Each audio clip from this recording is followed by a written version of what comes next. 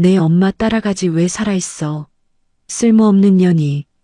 시어머니가 제가 밤새 차린 차례상을 발로 걷어찼습니다. 깨진 그릇 조각 사이로 엄마가 좋아하시던 도라지 나물이 바닥에 흩어졌어요. 친정엄마 3죽이 되는 날 저는 바닥에 주저앉은 채 그 광경을 멍하니 바라봤습니다. 치워. 당장. 남편은 시어머니 편을 들며 저를 타박했어요. 10년을 참았습니다. 10년을 숨죽이며 살았어요. 그날 밤 꿈에 돌아가신 엄마가 나타나셨습니다. 엄마는 말없이 제 손을 잡아주셨어요. 잠에서 깬 저는 결심했습니다. 그리고 저는 알게 됐어요. 시어머니가 10년 전 제 엄마를 죽음으로 몰았다는 것을. 복수가 시작됐습니다. 시어머니 집안 전체를 향한 똑같은 방식의 복수가. 오늘의 사연 시작하기 전에 구독, 좋아요 눌러주시면 집안에 행운이 가득할 거예요. 새벽 5시 저는 숨을 죽이고 부엌에 섰습니다. 오늘은 친정엄마 3죽이 되는 날이에요. 결혼하고 10년 동안 단 한 번도 제대로 차리지 못한 엄마 차례상을 오늘만큼은 꼭 올리고 싶었습니다. 전날 몰래 사둔 재료들을 하나씩 꺼냈어요. 엄마가 좋아하시던 도라지 나물, 동태전, 그리고 손수 빚은 만두까지. 식혜도 만들었습니다. 엄마가 살아계실 때 명절마다 꼭 해주시던 그 식혜요. 시아버지는 태호가 초등학생 때 교통사고로 돌아가셨어요. 그 뒤로 시어머니 강순자가 홀로 아들을 키우셨죠. 그래서인지 이 집에서 시어머니 말씀은 곧 법이었습니다. 며느리인 저는 10년 동안 그 권위 아래서 숨죽이며 살아왔어요. 거실 한쪽에 조용히 상을 펴고 엄마 영정 사진을 모셨습니다. 사진 속 엄마는 제가 결혼하기 1년 전에 찍은 거예요. 환하게 웃고 계신 엄마 얼굴을 보자 갑자기 목이 메었습니다. 엄마 나왔어. 늦어서 미안해. 배고프지? 나 솜씨 좀 부렸으니까 맛있게 드시고 가요. 저도 모르게 엄마를 불렀어요. 한참을 사진만 바라보다가 겨우 마음을 추스르고 무릎을 꿇었습니다. 저를 올리려는 순간이었어요. 안방 문이 벌컥 열렸습니다. 아니, 이게 대체 무슨 귀신 신나락 까먹는 소리야. 이게 다 뭐야? 시어머니가 잠옷 차림으로 거실에 나오셨어요. 차례상을 본 시어머니 얼굴이 순식간에 일그러졌습니다. 어머니 일찍 깨셨어요? 오늘이 친정엄마 돌아가신 지 3년 되는 날이라서요. 과일 몇 개만 좀 올리려고. 뭐? 3죽이? 야, 네가 지금 제정신이냐? 이 집이 어떤 집인데 감히 어디서 친정 귀신을 불러들여. 여기가 내 친정 집이야? 어딜 부정타게 거실 한복판에 이런 걸 차려놔. 시어머니가 제 말을 잘랐어요. 목소리가 점점 높아졌습니다. 어머니, 소리 좀 낮춰주세요. 애들 깰라 저 그냥 조용히 술 한 잔만 올리고 금방 치울게요. 네, 제발요 어머니. 조용히. 네가 아주 나 몰래 집안을 망치려고 작정을 했구나. 이게 다 뭐야, 도라지에 만두에. 돈이 남아돌아? 내 아들이 벌어다 준 돈으로 친정 엄마 제사상 차리니까 속이 시원해? 시어머니가 상 앞으로 다가오더니 발로 걷어찼어요. 어머니. 안 돼요. 와장창. 쨍그랑. 그릇이 깨지는 소리가 새벽 공기를 찢었습니다. 어머니. 저는 비명을 질렀어요. 하지만 시어머니는 멈추지 않았습니다. 이런 건 다 쓰레기통으로 가야 돼. 재수없게 정말. 시어머니는 손으로 상을 확 밀어 남은 음식들까지 바닥에 쏟아버렸어요. 엄마가 좋아하시던 도라지 나물이 바닥에 흩어졌습니다. 밤새 정성껏 빚은 만두가 뭉개졌어요. 저는 바닥에 주저앉은 채 그 광경을 멍하니 바라봤습니다. 어머니, 해도 너무하세요. 우리 엄마가 어머니한테 무슨 잘못을 했다고 이러세요. 1년에 딱 한 번인데 이것도 못 봐주세요? 닥쳐. 어디서 시어머니 눈을 똑바로 뜨고 대들어? 너 똑똑히 들어라. 네가 이 집 며느리로 들어온 이상 내 조상은 오로지 이 집 조상뿐이야. 어디서 근본도 없는 귀신을 집안에 들여. 시어머니가 제 앞에 서서 내려다봤어요. 눈에 불이 켜진 것 같았습니다. 재수없게 아침부터 눈물바람이야? 억울하면 내 엄마 따라가지 왜 살아있어. 쓸모없는 년이 아들 하나 제대로 못 낳고 빌빌거리더니 이제는 제사 타령까지 해? 그 말에 숨이 막혔어요. 결혼하고 10년 동안 아들 준우 하나 낳고 둘째를 못 가진 것에 대한 핀잔은 늘 있었습니다. 하지만 엄마 따라 죽으라는 말은 처음이었어요. 어머니 어떻게 그런 말씀을 하세요? 어떻게? 저는 아무 대꾸도 하지 못했습니다. 그때 안방에서 남편 태호가 나왔어요. 아, 진짜. 새벽부터 왜 이렇게 시끄러워? 잠 좀 자자, 잠 좀. 태호가 눈을 비비며 거실을 둘러봤습니다. 바닥에 엎질러진 음식과 깨진 그릇들을 봤어요. 저와 시어머니 사이에 무슨 일이 있었는지 금방 알았을 겁니다. 여보, 당신이 좀 말려봐. 어머니가 우리 엄마 상을 다 엎으셨어. 야, 너는 철이 있는 거야, 없는 거야? 어머니 고혈압 있으신 거 몰라? 노인네 놀라시게 새벽부터 뭔 짓이야 이게. 어휴, 냄새나. 빨리 안 치워. 태호가 저를 타박했어요. 시어머니 편을 드는 거였습니다. 빨리 치워. 당장. 어머니, 혈압 오르시겠네. 들어가요. 제가 이따가 맛있는 거 사드릴게. 엄마, 속상해하지 마요. 제가 대신 사과할게요. 태호가 어머니를 부축해 안방으로 모셨어요. 그래, 태호야. 내가 너 하나 믿고 사는데 저 물건이 내 속을 이렇게 긁는다. 아이고, 내 팔자야. 태호의 목소리가 안방에서 들려왔습니다. 저에게는 한마디 위로도 없었어요. 저는 바닥에 엎질러진 음식을 주워 담기 시작했습니다. 눈물이 흘렀지만 소리내어 울 수 없었어요. 그때 시선이 느껴졌습니다. 고개를 돌렸어요. 준우 방문이 살짝 열려 있었습니다. 문틈으로 8살 난 아들의 눈이 보였어요. 두려움과 혼란이 가득한 눈이었습니다. 저는 그 눈을 마주하고 가슴이 찢어지는 것 같았어요. 그날 저녁 저는 울다 지쳐 잠이 들었습니다. 꿈에 엄마가 나타나셨어요. 엄마는 아무 말 없이 제 손을 꼭 잡아주셨습니다. 그 손은 병원 침대에서 마지막으로 잡았던 차가운 손이 아니었죠. 어린 시절 학교에 데려다 주시던 따뜻하고 부드러운 손이었습니다. 잠에서 깼을 때 베개가 눈물에 흠뻑 젖어 있었어요. 다음 날 아침 저는 아무 일 없었다는 듯이 일어나 아침 식사를 준비했습니다. 시어머니가 거실로 나오셨어요. 교회 권사 모임에 나가실 채비를 하고 계셨습니다.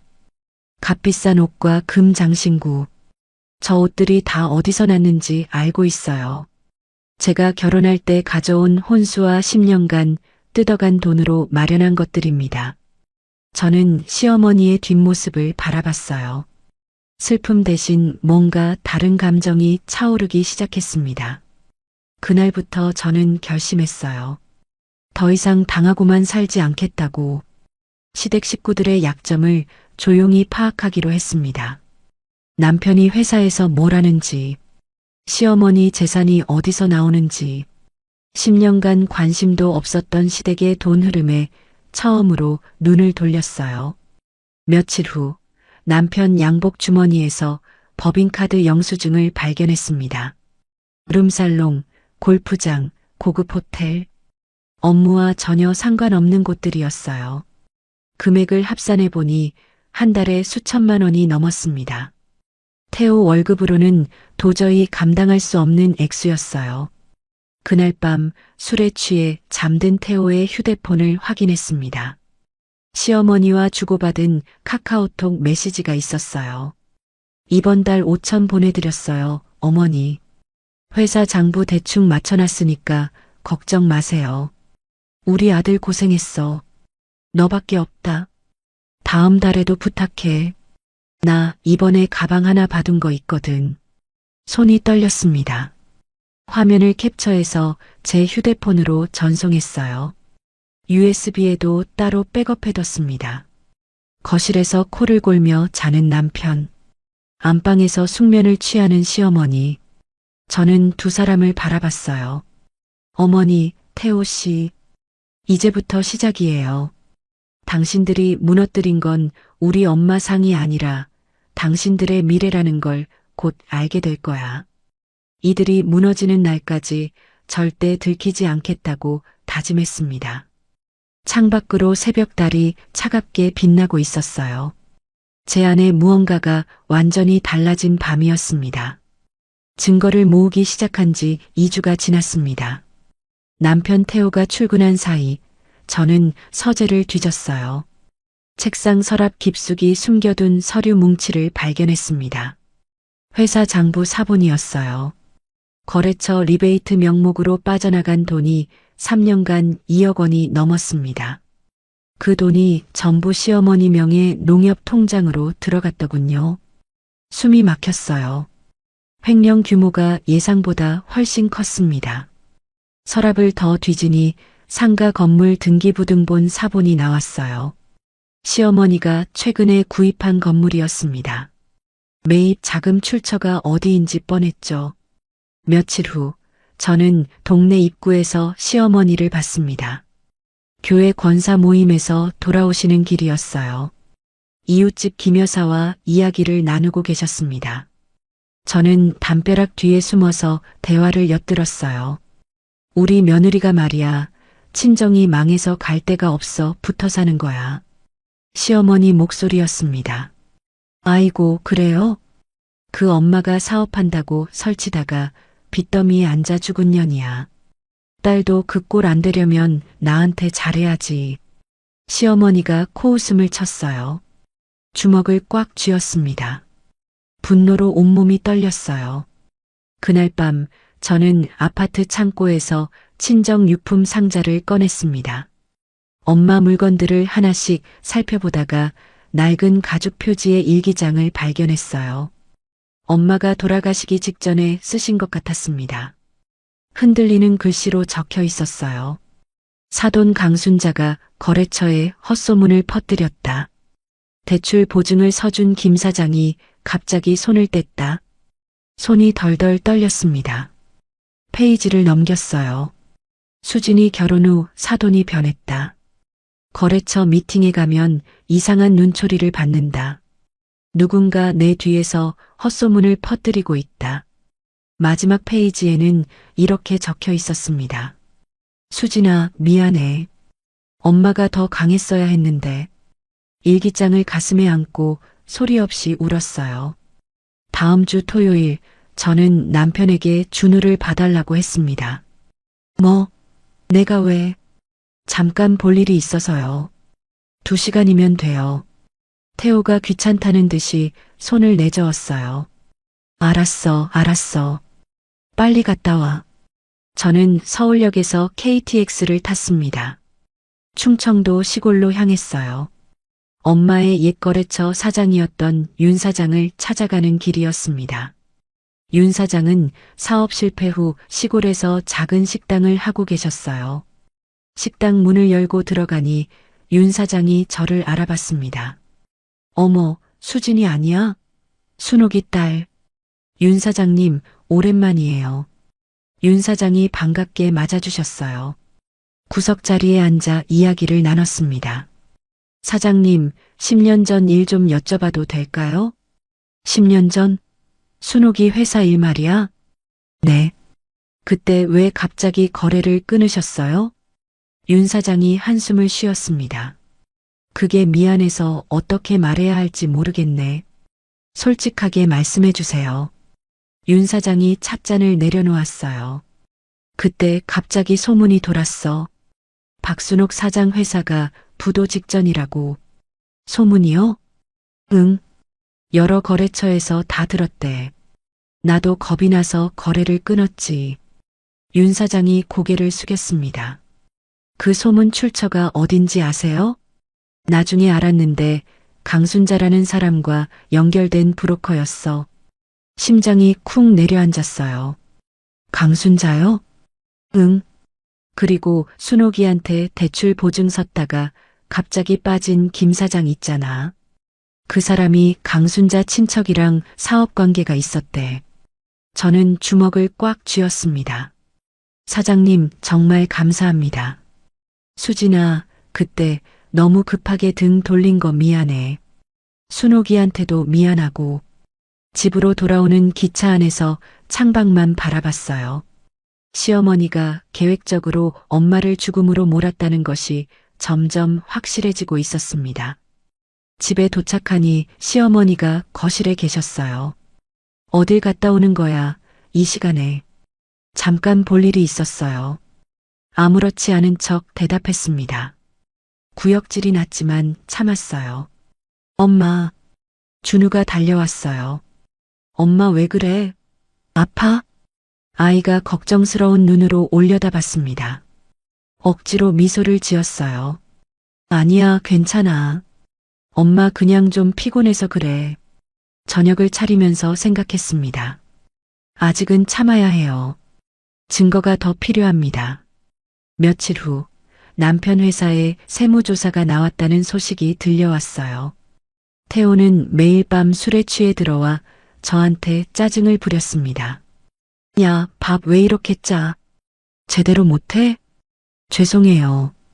죄송은 무슨. 쓸데없는 소리 하지 말고 꺼져. 시어머니도 예민해지셨어요. 어느 날 저녁 제가 끓인 된장찌개가 짜다며 국자를 던지셨습니다. 인연이 밥을 해도 제대로 못해. 시어머니가 밥상을 엎으려는 순간이었어요. 할머니 그러지 마세요. 준우가 소리쳤습니다. 처음으로 저를 감싸는 거였어요. 시어머니가 당황한 표정을 지었습니다. 준우 눈에 눈물이 고여 있었어요. 가슴이 찢어지는 것 같았습니다. 그날 밤 저는 법률 상담 사이트를 뒤졌어요. 기업 횡령 고발 절차, 내부 고발자 보호제도, 밤새 조사했습니다. 법적으로 남편과 시어머니를 무너뜨릴 방법이 있었어요. 며칠 후 저는 또 엄마 꿈을 꿨습니다. 꿈속에서 엄마는 말없이 저를 바라보시다가 낯선 남자의 명함을 제 손에 쥐어주셨어요. 잠에서 깨니 온몸이 땀에 젖어 있었습니다. 꿈이 너무 생생했어요. 혹시나 하는 마음에 엄마 유품 상자를 다시 뒤졌습니다. 일기장 사이에 낡은 명함 한 장이 끼워져 있었어요. 박진호 회장, 성진물산. 30년은 된 듯 누렇게 바랜 명함이었습니다. 꿈에서 본 것과 똑같았어요. 심장이 멎는 것 같았습니다. 엄마가 저한테 뭔가를 알려주시려는 것 같았어요. 명함을 발견한 다음 날 오전 9시가 넘자마자 전화를 걸었습니다. 성진물산 대표 번호였어요. 안녕하세요. 성진물산입니다.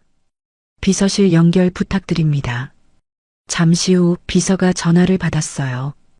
회장님 면담을 요청드리고 싶은데요. 실례지만 어떤 용건이신지요? 고 박순옥 여사의 딸 이수진입니다. 전화기 너머로 몇 초간 침묵이 흘렀어요. 잠시만 기다려주세요. 내선이 돌아가는 소리가 들렸습니다. 심장이 터질 것 같았어요. 잠시 후 비서가 다시 전화를 받았습니다. 회장님께서 3일 후 오후 2시에 직접 만나시겠다고 합니다. 3일 동안 잠을 설쳤어요. 엄마와 이 사람이 어떤 관계였는지, 왜 엄마가 이 명함을 간직하고 계셨는지 머릿속이 복잡했습니다. 약속한 날 오후 강남에 있는 성진물산 본사에 도착했어요. 20층 회장실로 안내받았습니다. 문이 열리고 60대 후반의 남자가 일어섰어요. 예상과 달리 온화한 인상이었습니다. 앉으세요. 박 회장이 소파를 가리켰어요. 저는 조심스럽게 앉았습니다. 순옥 씨 딸을 이렇게 만나게 될 줄 몰랐습니다. 박 회장의 눈가가 촉촉해지는 것이 보였어요. 회장님, 저희 어머니와 어떤 관계셨는지 여쭤봐도 될까요? 박 회장이 창밖을 바라봤습니다. 30년 전 나는 무일푼의 청년이었어요. 순옥 씨와 함께 작은 무역회사를 공동 창업했죠. 공동 창업이요? 네. 순옥 씨의 경영 능력과 성실함 덕분에 초기 사업이 성공했어요. 지금 성진물산이 있는 것도 그 기반 덕분입니다. 박 회장이 저를 바라봤어요. 15년 전 순옥 씨가 사업 방향 차이로 독립해 나갔지만 언젠가 은혜를 갚고 싶었습니다. 저는 숨을 깊이 들이쉬었어요.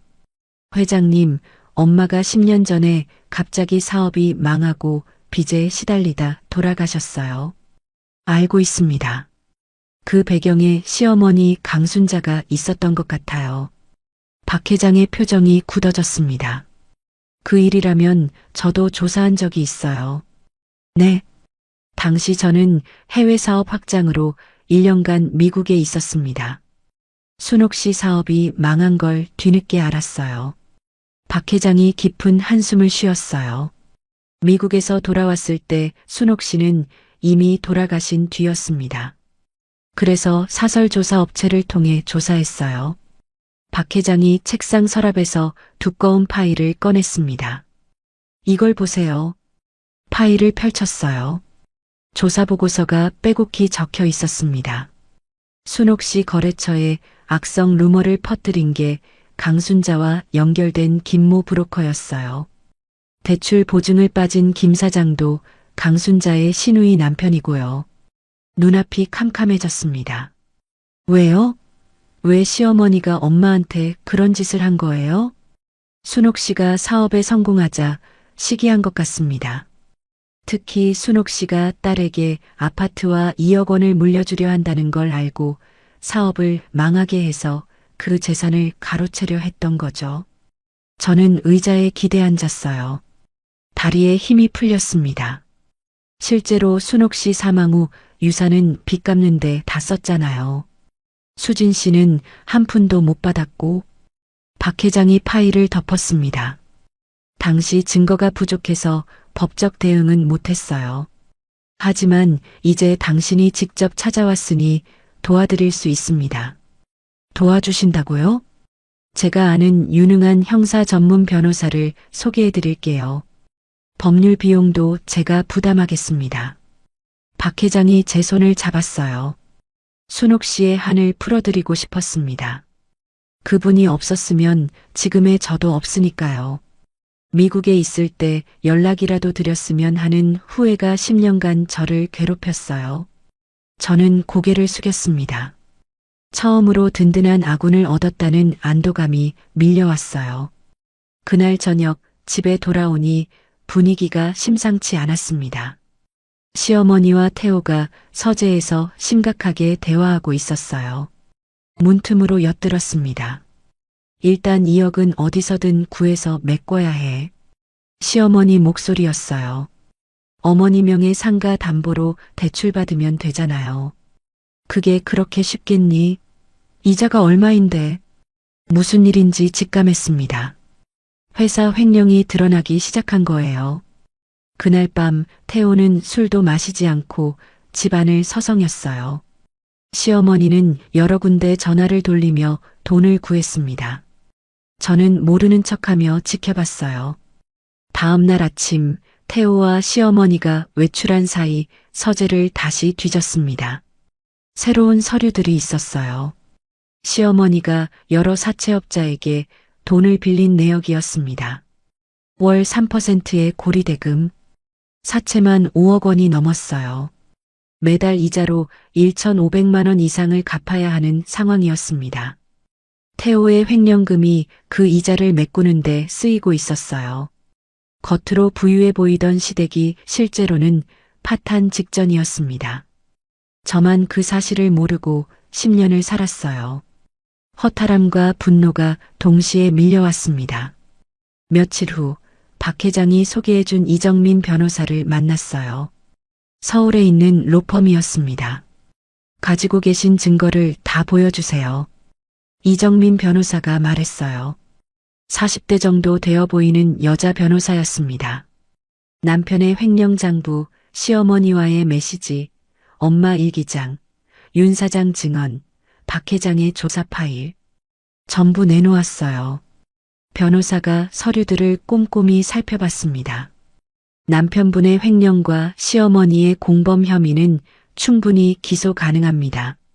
10년 전 친정엄마 일은요? 그건 공소시효와 직접 증거 문제가 있어요. 형사 처벌보다는 민사 손해배상이나 사회적 폭로가 효과적일 겁니다. 변호사가 저를 바라봤어요. 두 가지 방법으로 준비하시죠. 법적 대응과 사회적 파멸. 둘 다요. 저는 고개를 끄덕였습니다. 네, 그렇게 하겠습니다. 복수의 칼날이 점점 날카로워지고 있었어요. 이정민 변호사와 상담한 지 일주일 후 박 회장이 다시 저를 본사로 불렀습니다. 수진 씨, 혹시 일할 의향이 있어요? 일이요? 우리 자회사 성진로지스틱스에 자리가 있어요. 물류회사 관리직인데 월급 280만 원에 4대 보험 적용되고요. 박 회장이 찻잔을 내려놓았어요. 이혼 후에도 생계 걱정 없이 아이를 키우려면 경제적 독립이 필요하잖아요. 저는 말문이 막혔습니다. 결혼하고 10년간 전업주부로만 살았어요. 사회와 완전히 단절되어 있었죠. 제가 할 수 있을까요? 순옥 씨가 살아계셨다면 당연히 해주셨을 일을 제가 대신 해드리고 싶습니다. 박 회장의 눈가가 촉촉해졌어요. 저는 고개를 숙였습니다. 시댁에 경제적으로 종속된 상태에서는 이혼 후 준우를 키울 수 없다는 걸 알고 있었어요. 감사합니다. 하겠습니다. 한 달 뒤 출근을 시작하기로 했어요. 그때까지 이혼 준비와 증거 정리를 마무리하기로 했습니다. 이정민 변호사는 남편 태호의 횡령건을 검찰에 고발하기 위한 서류 작업을 시작했어요. 고발장에는 태호의 횡령 내역, 시어머니의 수령 내역, 부동산 목록이 상세히 적혔습니다. 고발인 이름은 익명으로 처리할게요. 당분간 신원이 드러나지 않도록요. 네, 감사합니다. 며칠 후 남편 회사에서 내부 감사 결과가 나왔습니다. 횡령 사실이 공식화되어 징계위원회가 열렸어요. 태호는 결국 권고사직 형태로 회사를 나왔습니다. 퇴직금도 횡령금 변상에 충당되어 한 푼도 못 받았어요. 그날 저녁 태호가 거실 소파에 앉아 술을 마시고 있었습니다. 하루 종일 그 자리에서 움직이지 않았어요. 당신 밥 먹어요. 태호가 대답하지 않았어요. 빈 소주병이 3개나 굴러다녔습니다. 저는 그 모습을 보며 생각했어요. 연민 같은 건 들지 않았습니다. 이제 시작일 뿐이야. 시어머니는 아들의 퇴사에 분노하셨어요. 회사를 상대로 소송을 해야 해. 부당해고라고. 어머니, 그게. 뭐가 그게야. 우리 아들이 뭘 잘못했다고. 하지만 실상은 횡령이 검찰에 넘어갈까 두려워서 조용히 합의금 5천만 원을 받고 마무리하려 하셨죠. 저는 그 위선적인 모습을 지켜보며 참았습니다. 어느 날 준우학교 상담 주간에 담임 선생님을 만났어요. 어머니, 준우가 요즘 좀 걱정이에요. 무슨 일이 있나요? 그림 그릴 때 검정색하고 회색만 써요. 쉬는 시간에도 친구들이랑 안 놀고 혼자 창밖만 봐요. 가슴이 철렁 내려앉았습니다. 가정의 불화가 아이에게 영향을 미치고 있었어요. 상담이 끝나고 준우와 학교 앞 분식집에 갔어요. 떡볶이를 시켜놓고 마주 앉았습니다. 준우야, 떡볶이 맛있지? 응. 준우가 젓가락을 들었다가 내려놓았어요. 엄마. 응? 우리 할머니랑 아빠 없이 둘이 살면 안 돼? 심장이 멎는 것 같았습니다. 아이가 이미 가정의 문제를 느끼고 있었어요. 저는 준우의 손을 꼭 잡았습니다. 곧 엄마가 다 해결할게. 조금만 기다려. 시어머니의 과거 만행을 입증할 증거를 보강하기 위해 엄마의 옛 동료들을 찾아다녔어요. 대전까지 가서 김 사장을 만났습니다. 엄마에게 대출 보증을 섰다가 갑자기 빠진 사람이에요. 그때 강순자 쪽에서 압박이 왔어요. 김 사장이 고개를 숙였습니다. 보증 안 빠지면 내 사업에도 불이익이 있을 거라고 했죠. 그 말씀을 진술서로 써주실 수 있으세요? 김 사장이 잠시 망설이다가 고개를 끄덕였어요. 미안했어요. 순옥 씨한테 자필 진술서를 받아냈습니다. 엄마의 전 직원이었던 최미영 씨도 만났어요. 그때 강순자가 직접 회사에 찾아왔었어요. 직접요? 네. 내 며느리 친정이 잘 되는 꼴을 못 보겠다면서 거래처 명단을 달라고 했어요. 시어머니의 아기가 단순한 시기심이 아니라 계획된 것이었음을 확인했습니다. 취업 첫날이 왔어요. 성진로지스틱스 물류센터에 출근했습니다. 안녕하세요. 오늘부터 물류관리팀에서 일하게 된 이수진입니다. 팀장과 동료들에게 인사했어요. 10년 만에 집 밖에서 내 이름으로 일하는 거였습니다. 점심시간에 구내식당에서 혼자 밥을 먹었어요. 어색하고 낯설었지만 가슴이 벅찼습니다. 이제 나도 내 발로 설 수 있어. 같은 팀 선임인 오정희 대리가 다가왔어요. 40대 초반의 여자였습니다. 이수진 씨, 적응하기 힘들죠? 아, 네. 좀 어색하네요. 정희 대리가 옆에 앉았어요. 저도 이혼하고 여기 들어왔어요. 처음엔 막막하지만 괜찮아져요. 처음으로 시댁이 아닌 바깥 세상에서 내 편이 생긴 느낌이었습니다. 퇴근 후 집에 돌아오니 시어머니가 거실에 계셨어요. 어딜 쏘다녔어? 저녁은 누가 차리고 준우 학원은 누가 데려가고. 제가 취직했어요. 이제 돈 벌어요. 처음으로 시어머니 눈을 똑바로 쳐다보며 말했습니다. 시어머니 얼굴이 일그러졌어요. 뭐, 누구 허락받고 취직을 해?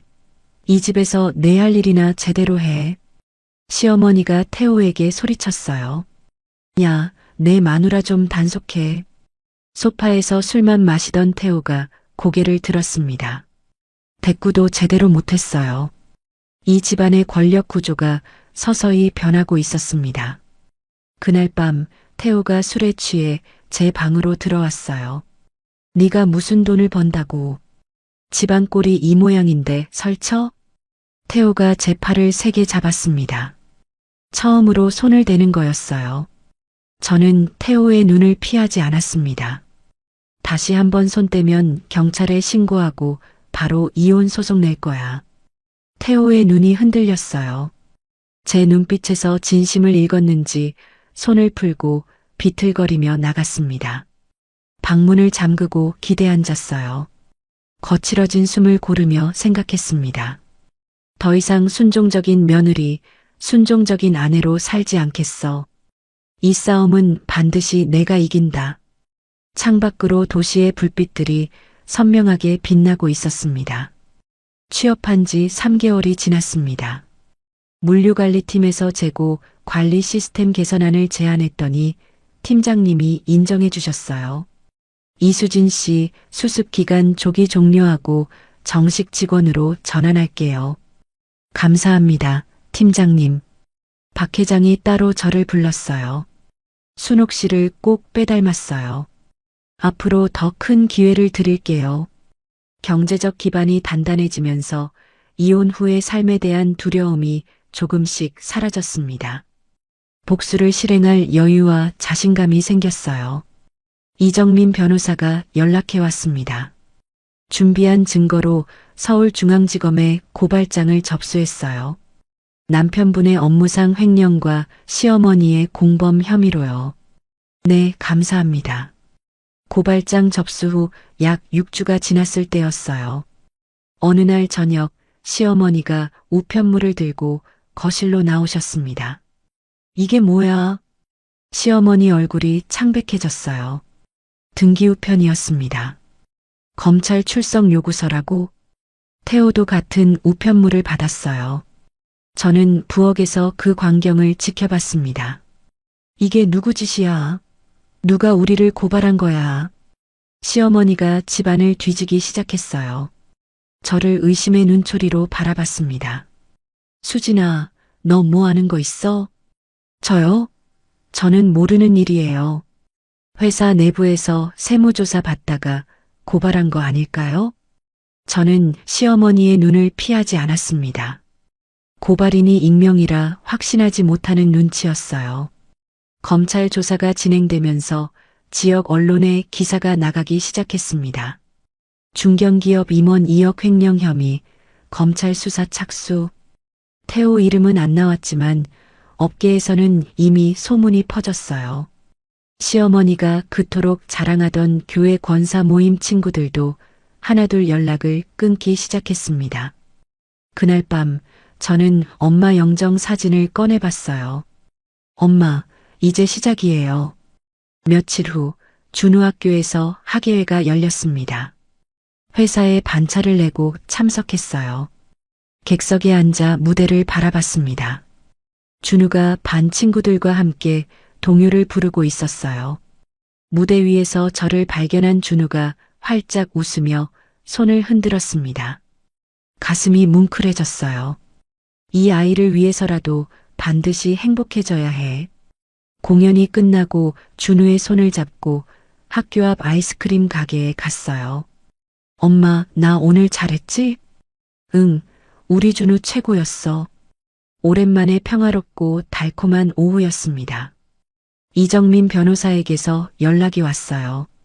검찰에서 남편분에 대한 구속영장을 청구한대요. 그렇군요. 이혼 소송도 준비할까요? 네. 검찰 기소 직후에 시작하죠. 유책 사유가 명확할 때요. 시어머니는 변호사 선임비와 합의금을 마련하기 위해 상가 건물을 금매로 내놓기 시작했어요. 이혼 소송장을 작성하며 10년간의 결혼 생활을 돌아봤습니다. 처음 결혼할 때 태호가 보여줬던 다정함은 결혼식 직후 사라졌어요. 시어머니의 구박을 방관하며 저를 무시했던 수많은 순간들. 제 의견은 단 한 번도 존중받지 못했습니다. 이혼장에 서명하는 손에는 후회 대신 해방감이 담겼어요. 소송장이 남편에게 전달된 날이었습니다. 태호가 처음으로 제 앞에 무릎을 꿇었어요. 한 번만 용서해줘.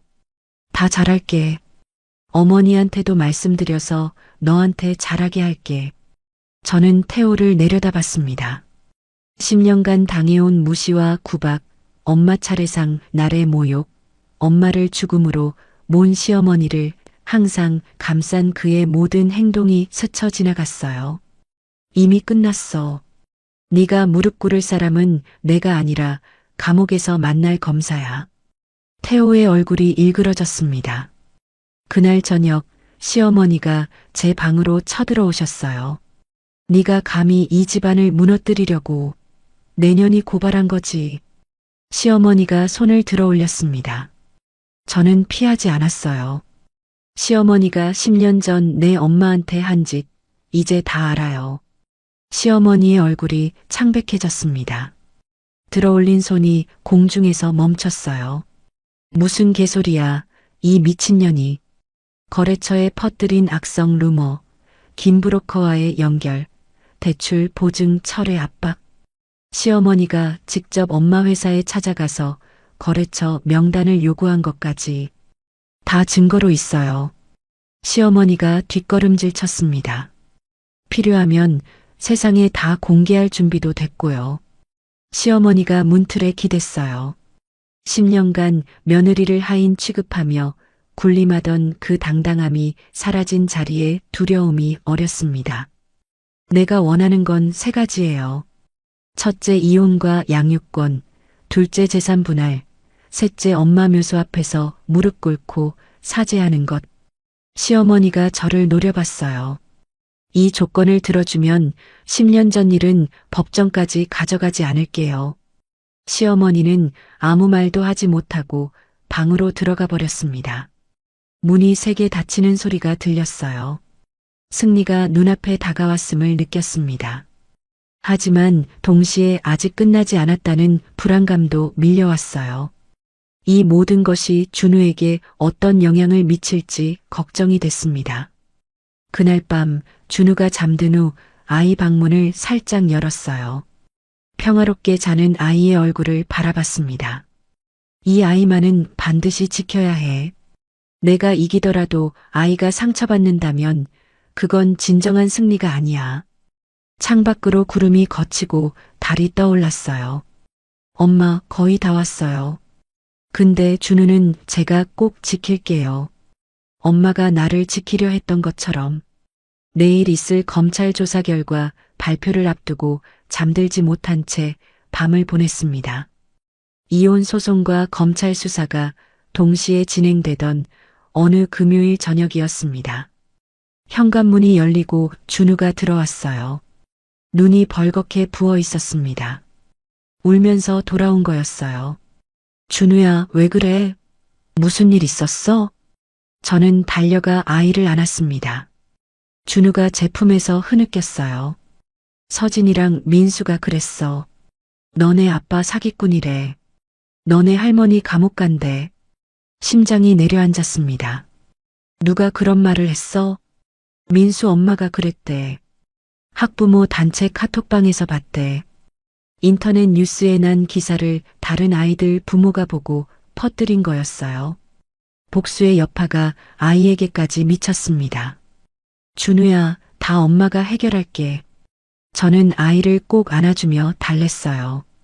하지만 준우가 제 품에서 빠져나왔습니다. 왜 우리 집만 이래? 왜 아빠랑 할머니가 나쁜 사람이 됐어? 준우가 울며 방으로 들어가 버렸어요. 문이 쾅 닫혔습니다. 저는 거실에 혼자 남았어요. 머리가 하얘졌습니다. 다음 주 월요일 담임 선생님에게서 전화가 왔어요. 어머니, 준우가 오늘 급식을 한 숟갈도 못 먹었어요. 쉬는 시간에도 혼자 운동장 구석 나무 밑에 앉아 있었고요. 선생님, 죄송합니다. 제가 바로 가볼게요.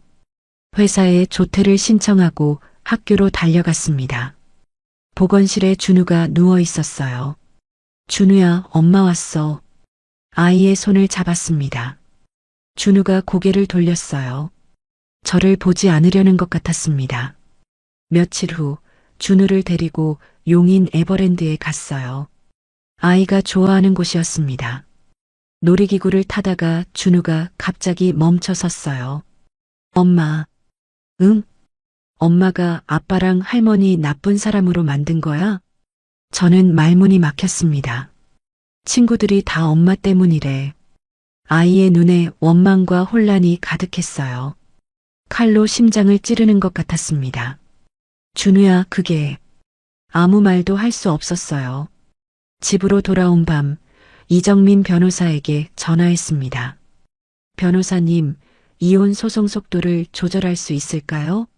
언론 노출을 최소화할 방법은요? 검찰 기소가 진행 중이라 언론 통제는 어려워요. 다만 아이 양육 환경 보호를 위해 가사재판 비공개 신청은 가능합니다. 복수와 아이 보호 사이의 균형을 찾아야 했어요.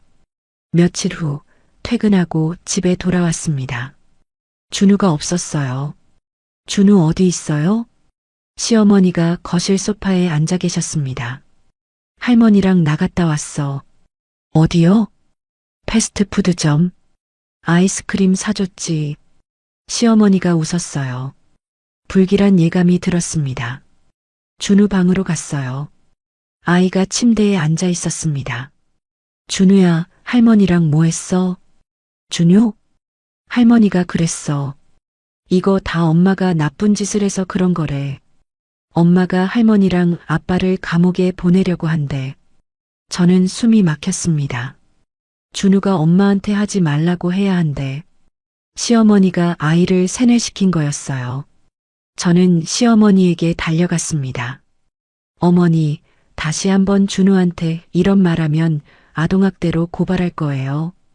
뭐, 내가 내 손자한테 뭘 어쨌다고 경고했어요. 하지만 피해는 이미 벌어진 뒤였습니다. 그날 저녁 제가 준우를 안으려고 다가갔어요. 엄마 싫어. 준우가 소리쳤습니다. 왜 우리 가족 다 망쳤어? 할머니가 다 엄마 때문이래. 아이가 제품을 뿌리쳤어요. 저는 거실 바닥에 주저앉았습니다. 준우 방문이 쾅 닫히는 소리가 들렸어요. 눈물이 멈추지 않았습니다. 그날 밤부터 준우가 악몽을 꾸기 시작했어요. 새벽마다 비명을 지르며 깨어났습니다. 엄마 아빠가 싸워. 할머니가 울어. 아이가 헛소리를 하며 식은땀을 흘렸어요. 저는 밤새 준우를 안고 등을 쓰다듬었습니다. 이렇게까지 해야 했나? 내가 너무 성급했나? 자책에 잠을 이룰 수 없었어요. 준우의 상태가 점점 심각해졌습니다. 밥을 제대로 먹지 않고 학교 가기를 거부했어요. 강남의 마음숲 심리상담센터를 찾아갔습니다. 김수연 상담사가 준우를 상담했어요. 아이가 부모와 조부모 사이에서 심각한 충성 갈등을 겪고 있어요. 지금 가장 필요한 건 엄마와의 안정적인 분리 환경입니다. 분리 환경이요? 네. 당장 아이를 데리고 그 집에서 나오셔야 해요. 저는 박 회장에게 연락했습니다. 회장님, 죄송한데 부탁드릴 게 있어요. 상황을 설명했어요. 회사 소유 직원 기숙사용 오피스텔 중에 비어 있는 데가 있어요. 역삼동 투룸인데 거기 쓰세요. 감사합니다, 회장님. 순옥 씨 딸과 손자가 고생하는 건 볼 수 없어요. 필요한 만큼 머물러요. 주말 아침 저는 준우와 함께 짐을 쌌습니다. 아이 옷과 교과서, 인형 몇 개, 엄마 영정 사진. 최소한의 짐만 챙겼어요. 현관에서 시어머니가 길을 막아섰습니다. 넌 이 집 문턱 다시는 못 넘어. 준우는 우리 핏줄이야. 데려갈 생각 마. 저는 대꾸하지 않았어요. 준우의 손을 잡고 현관문을 나섰습니다. 뒤돌아보지 않겠다고 다짐했지만 계단을 내려가는 다리가 떨렸어요. 엄마, 우리 어디가? 준우가 불안하게 물었습니다. 더 좋은 곳으로 가는 거야. 아이의 손을 더 꼭 쥐었어요. 역삼동 오피스텔에 도착해 짐을 풀었습니다. 첫날 밤 준우가 낯선 환경에 불안해하며 제 옆에 바짝 붙어 잠을 청했어요. 이제 우리 둘이 잘 살자. 엄마가 꼭 지켜줄게. 아이의 머리를 쓰다듬으며 속삭였습니다. 준우가 잠든 후 창밖을 바라봤어요. 복수를 여기서 멈출 것인지 끝까지 갈 것인지 깊은 고민에 빠졌습니다. 며칠 후 이정민 변호사에게서 연락이 왔어요.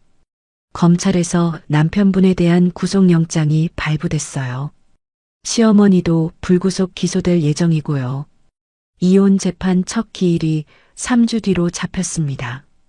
돌이킬 수 없는 지점을 넘었음을 실감했어요. 준우를 지키면서 끝까지 가겠다고 다시 다짐했습니다. 심리 상담을 꾸준히 진행한 지 2주가 지났어요. 김수연 상담사가 말했습니다. 아이가 조금씩 안정을 되찾고 있어요. 엄마와 단둘이 지내는 환경이 도움이 되고 있습니다. 감사합니다. 아이에게 상황을 눈높이에 맞게 솔직히 설명해 주는 게 장기적으로 더 나아요. 그날 저녁 저는 준우와 마주 앉았습니다. 준우야, 엄마가 할 말이 있어. 뭔데? 아빠와 할머니가 잘못한 일이 있어서 벌을 받게 됐어. 그건 절대 준우 잘못이 아니야. 엄마가 준우 지키려고 한 거야. 준우가 한참을 생각했어요. 그러더니 고개를 끄덕였습니다. 엄마, 힘들었어? 나 때문에 미안해. 저는 아이를 품에 안고 오래도록 울었습니다. 이혼 재판 첫 기일이 왔습니다. 회사에 연차를 내고 서울가정법원에 출석했어요. 법정에 들어서니 태호가 변호사와 함께 앉아 있었습니다. 10년을 함께 산 남자의 얼굴이 낯설게 느껴졌어요. 재판이 시작됐습니다. 원고 측 이혼 사유를 진술해 주세요. 이정민 변호사가 일어섰어요. 원고 이수진은 10년간의 결혼 생활 동안 심각한 정서적 학대를 받았습니다. 시어머니의 상습적 폭언과 음식 투척, 남편의 방광과 경제적 통제가 있었습니다. 변호사가 증거 자료를 제출했어요. 시어머니의 막말 녹음 파일이 법정에서 재생됐습니다. 내 엄마 따라가지 왜 살아있어. 쓸모없는 년이. 녹음 속 시어머니 목소리가 법정에 울려 퍼졌어요. 태호의 얼굴이 굳어졌습니다. 이어서 남편의 횡령 자료와 친정엄마 사업 방해 정황 문서가 제출됐어요. 재판부가 심각한 표정으로 기록을 살펴봤습니다. 태호 측 변호사가 일어섰어요. 원고도 가정에 소홀했고 남편의 어려움에 공감하지 못했습니다. 이혼의 유책 사유는 쌍방에 있습니다. 저는 주먹을 꽉 쥐었어요. 10년간 참고 견딘 세월이 떠올랐습니다. 재판부가 말했어요. 피고 측의 유책 사유가 현저히 큽니다.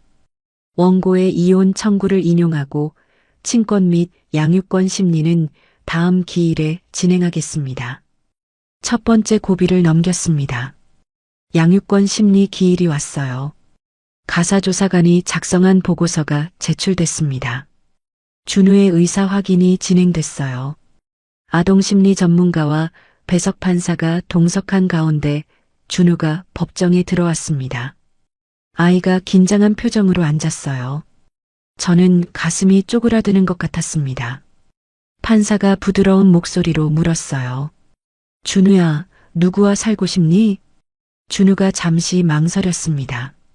저를 바라봤어요. 엄마랑 살래요. 엄마가 밥도 잘해주고 무서울 때 안아줘요. 눈물이 쏟아졌습니다. 법정 밖에서 준우를 꼭 안았어요. 고마워, 준우야. 엄마가 평생 잘할게. 한편 형사재판에서 태호에 대한 판결이 나왔습니다. 업무상 횡령 혐의가 인정되어 징역 2년에 집행유예 3년이 선고됐어요. 시어머니 강순자는 공범 혐의는 직접 증거 부족으로 무혐의 처리됐습니다. 하지만 범죄 수익 은닉 혐의로 벌금 2천만 원을 선고받았어요. 법적 처벌은 기대보다 가벼웠습니다. 하지만 재판 과정에서 드러난 시어머니의 추악한 민낯은 지역사회에 퍼졌어요.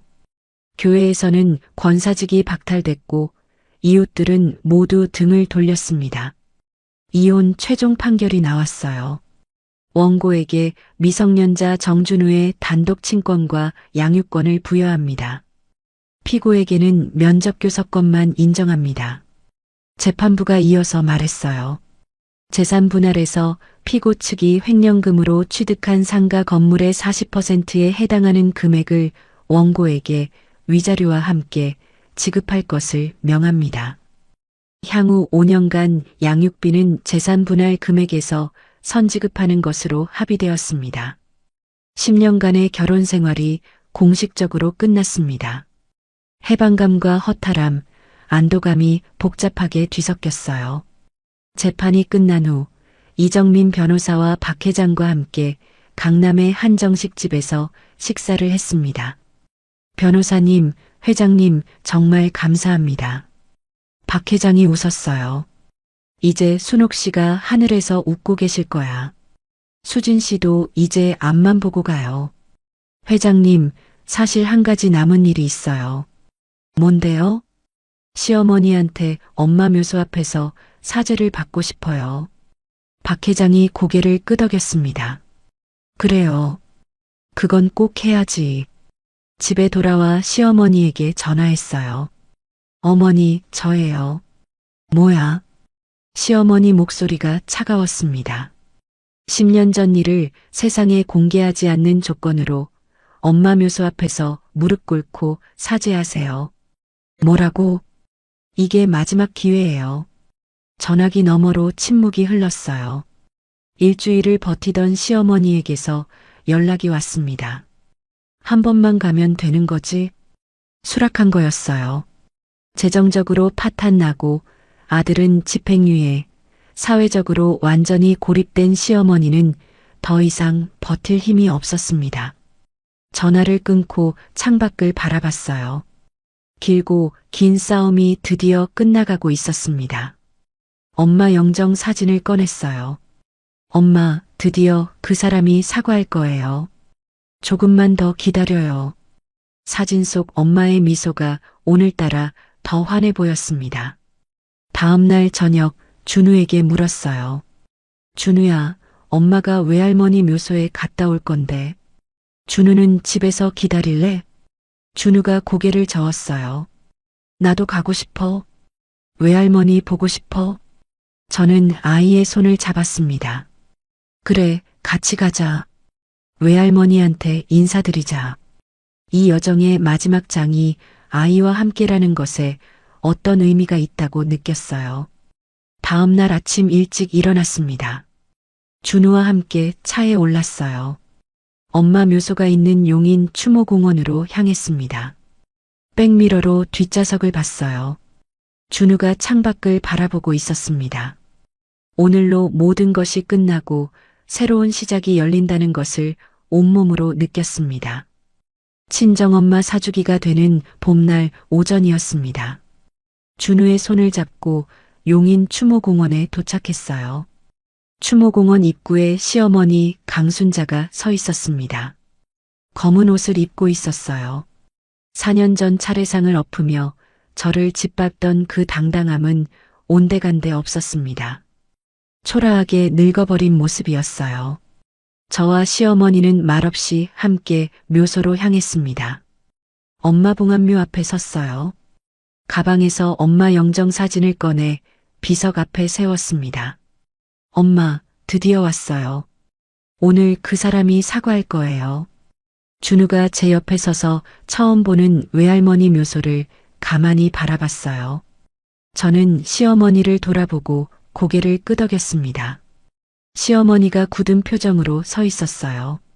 제 눈빛을 마주하더니 천천히 무릎을 꿇었습니다. 사돈, 내가 잘못했소. 시어머니의 목소리가 떨렸어요.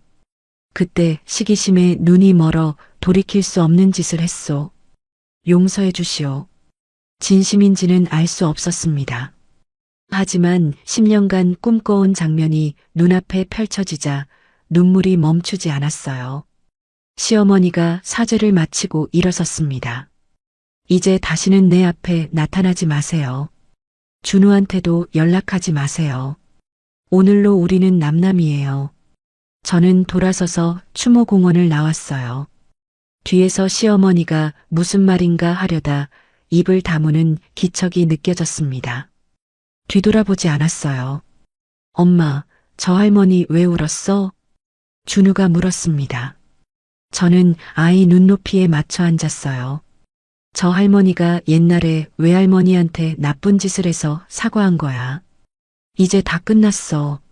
준우가 고개를 끄덕였어요. 외할머니 이제 안 슬프겠다. 저는 아이를 꼭 안아줬습니다. 주차장으로 걸어가며 하늘을 올려다봤어요. 엄마, 이제 나 잘 살게요. 준우랑 행복하게 살게요. 지켜봐 주세요. 따뜻한 봄바람이 불어와 볼을 스쳤습니다. 마치 엄마가 대답하시는 것 같았어요. 눈물 속에서 미소 지었습니다. 6개월 후 가을이 왔어요. 성진 로지스틱스 물류관리팀 대리로 정식 승진했습니다. 준우와 함께 강남 역삼동의 작지만 햇살 좋은 아파트로 이사했어요. 준우는 새 학교인 역삼초등학교에 전학 갔습니다. 엄마, 나 오늘 친구 3명이나 사귀었어. 준우가 웃으며 달려왔어요. 아이가 금세 적응하고 웃는 날이 많아졌습니다. 매일 저녁 둘이 마주 앉아 밥을 먹으며 학교에서 있었던 일을 이야기했어요. 그 시간이 하루 중 가장 행복한 순간이 됐습니다. 새 아파트 거실 책장에 엄마 영정 사진을 작은 액자에 넣어 모셔뒀어요. 어느 날 준우가 학교에서 상장을 받아왔습니다. 엄마, 이거 외할머니한테 보여드리자. 준우가 액자 앞에 상장을 놓았어요. 외할머니가 우리 보고 웃는 것 같아 가슴이 뭉클해졌습니다. 어느 일요일 저녁이었어요. 준우가 숙제를 하다가 물었습니다. 엄마, 외할머니는 어떤 분이었어? 오래된 앨범을 꺼내 엄마 사진들을 보여줬어요. 할머니는 세상에서 가장 강하고 따뜻한 분이었어. 사업도 잘하시고 엄마를 정말 사랑하셨어. 준우를 못 보신 게 아니지? 응. 하지만 하늘에서 분명 지켜보고 계실 거야. 준우가 사진 속 엄마를 가만히 바라봤어요. 나 외할머니 눈 닮았다. 그치? 저는 웃으며 아이의 머리를 쓰다듬었습니다. 그날 밤 준우가 잠든 후 엄마의 일기장을 꺼냈어요. 마지막 페이지를 펼쳤습니다. 수진아, 미안해. 엄마가 더 강했어야 했는데. 그래도 넌 꼭 행복해야 해. 그 문장을 읽으며 이제는 울지 않고 미소 지을 수 있었어요. 엄마, 나 이제 강해졌어. 행복할게. 약속해. 일기장을 덮었습니다. 박 회장이 보내준 수국 화분을 베란다에 놓고 물을 줬어요. 엄마가 좋아하셨다는 꽃이었습니다. 복수는 끝났지만 삶은 계속됩니다. 진정한 복수는 상대를 무너뜨리는 것이 아니라 나 자신이 행복해지는 것이었어요. 준우 방문을 살짝 열었습니다. 평화롭게 잠든 아이의 얼굴을 바라봤어요. 이 아이와 함께라면 어떤 어려움도 이겨낼 수 있어. 이제부터가 진짜 내 인생의 시작이야. 휴대폰에 저장해둔 사진들을 넘겨봤습니다. 성진물산 동료들과의 단체 사진, 준우의 웃는 얼굴. 혼자가 아니라는 것을 느꼈어요. 내일 있을 팀 워크숍과 다음 주 준우 학교 운동회가 기대됐습니다. 베란다로 나가 서울의 야경을 바라봤어요. 4년 전 차례상이 엎어지던 그 새벽이 떠올랐습니다. 그때의 나는 세상에서 가장 약하고 비참한 사람이었어요. 지금의 나는 내 발로 서서 내 삶을 사는 사람이 됐습니다. 그 변화가 자랑스러웠어요. 창밖으로 밤하늘의 별이 유난히 밝게 빛났습니다. 그 별 중 하나가 엄마일 것 같았어요. 손을 흔들었습니다. 엄마, 잘 자요. 나도 잘게요.